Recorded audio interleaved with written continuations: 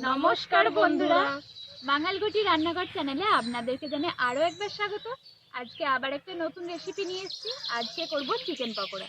আর chicken pakora করার জন্য প্রথমে এখানে আমি নিয়েছি 300 গ্রামের মতো চিকেন। এ দেখুন, চিকেনের পিসগুলোকে পকোড়ার মতো করে ছোট ছোট করে পিস করে নিয়েছি। তার সাথে এখানে আছে টক দই, কর্নফ্লাওয়ার,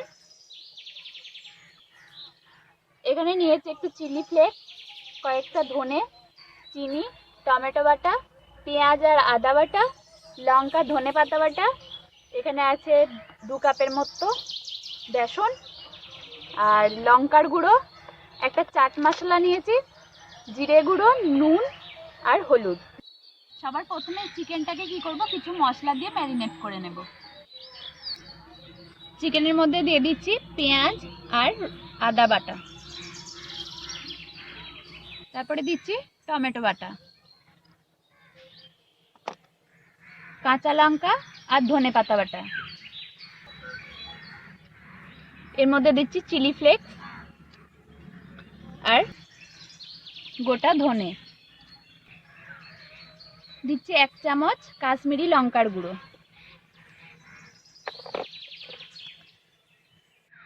1 চামচ জিরে গুঁড়ো, 2 চামচের মতো হলুদ, 1 চামচ নুন আর দিচ্ছি একটু চিনি। এরপরে সমস্ত মশলাগুলো দিয়ে মাংসটাকে খুব ভালো করে মাখিয়ে নেব।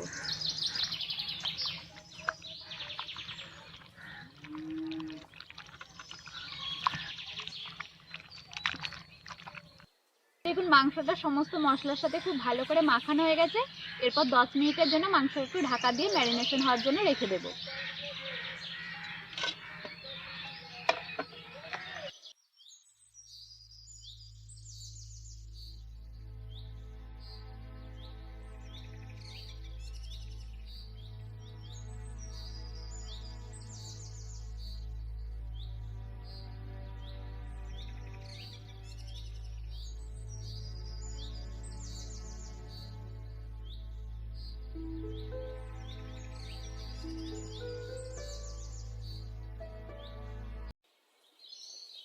এখন 10 মিনিট হয়ে গেছে, তাই ঢাকাটা খুলে নিচ্ছি। এরপর এর মধ্যে দিচ্ছি 1 কাপ কর্নফ্লাওয়ার,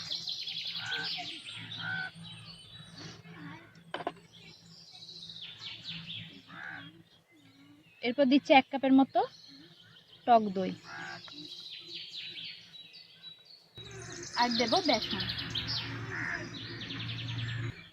আর দিচ্ছি 1 চামচ চাট মশলা। আবার ওই সব উপকরণগুলো দিয়ে মাংসটা খুব ভালো করে ম্যারিনেট করে নেব।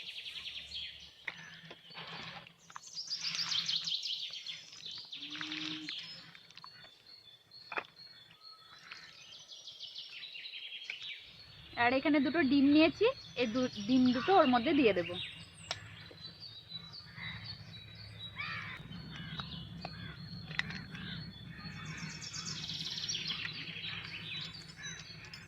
আবারও খুব ভালো করে আরেকবার মাখিয়ে নেব।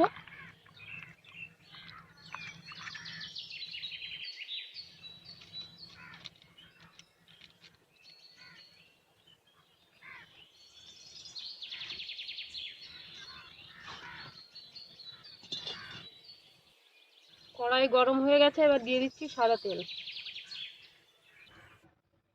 তেল গরম হয়ে গেছে, এবার এই তেলের মধ্যে মশলা মাখানো এই মাংসের পিসগুলো দিয়ে দিচ্ছি।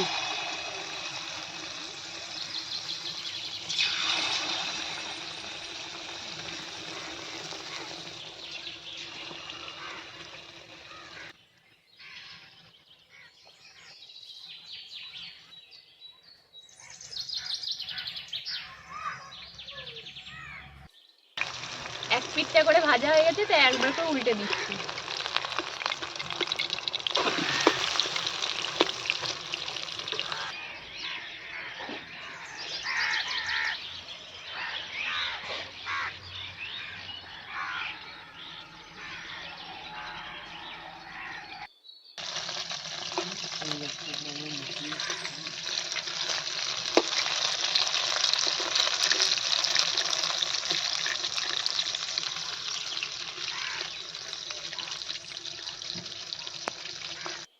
দেখুন আমি এখানে এরকম কয়েকটা টিস্যু পেপার নিয়েছি, আর এই টিস্যু পেপার দিয়ে থালাটা সাজিয়ে নেব।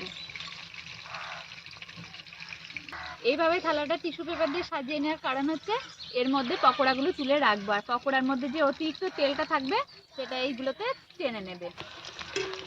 তোর পকোড়া লাল লাল করে ভাজা হয়ে গেছে, এবার তুলে নেব।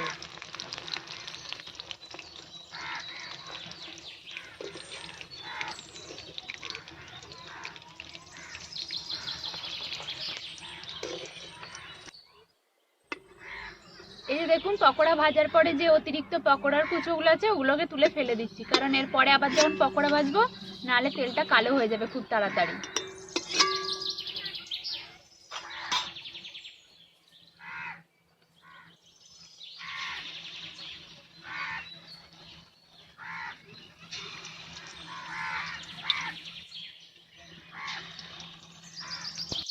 আমাদের দ্বিতীয়বারের পকোড়াগুলো ভাজা হয়ে গেছে, এবার তুলে নিচ্ছি। আমাদের পকোড়ার মশলা কিছুটা বেঁচে গেছে, সেই কারণে ধনেপাতা দিয়ে কয়েকটা পকোড়া করে নেব। তুমি এদিকে ধনেপাতার পকোড়াগুলো করো, আমি তৎক্ষণ এদিকে এই পকোড়াগুলো একটু সাজিয়ে নিই। ওপরে কয়েকটা ধনেপাতা কুচি দিয়ে দিচ্ছি।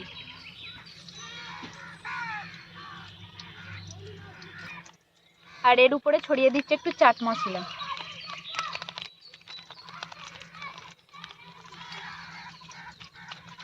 উপর থেকে একটু লেবুর রস দিয়ে দিচ্ছি। আর এখানে নিয়েছি অল্প একটু টমেটো সস, আপনারা চাইলে এখানে অন্য সসও ব্যবহার করতে পারেন। দেখুন এদিকে আমাদের ধনেপাতার পকোড়াগুলো হয়ে গেছে, এবার খেয়ে দেখার পালা যে কেমন হয়েছে পকোড়াগুলো। তো চলো খেয়ে দেখি। দেখুন ভিতরটা খুব ভালোভাবে মাংসটা সিদ্ধ হয়েছে। সস দিয়ে একটু খেয়ে দেখি কিরকম লাগছে। দারুণ হয়েছে, পুরো মচমচে পকোড়াটা। শুধু বাড়িতে বিকালের দিকে দোকানের মতো না, একদম দোকানের মতো। বাড়িতে বিকালে কফির সাথে পকোড়াটা বানিয়ে খাবেন, দেখবেন সবাই আরো চাইবে। এবার ধনেপাতার পকোড়াটা খেয়ে দেখি কেমন হয়েছে। এটাও দারুণ হয়েছে। আর আজকে পকোড়ার রেসিপিগুলো আপনাদের কেমন লাগলো সেটা অবশ্যই কিন্তু কমেন্ট করে জানাবেন। আমাদের চ্যানেলটা সাবস্ক্রাইব করবেন, লাইক শেয়ার কমেন্ট করতে একদম ভুলবেন না। দেখা হচ্ছে আবার নেক্সট ভিডিওতে।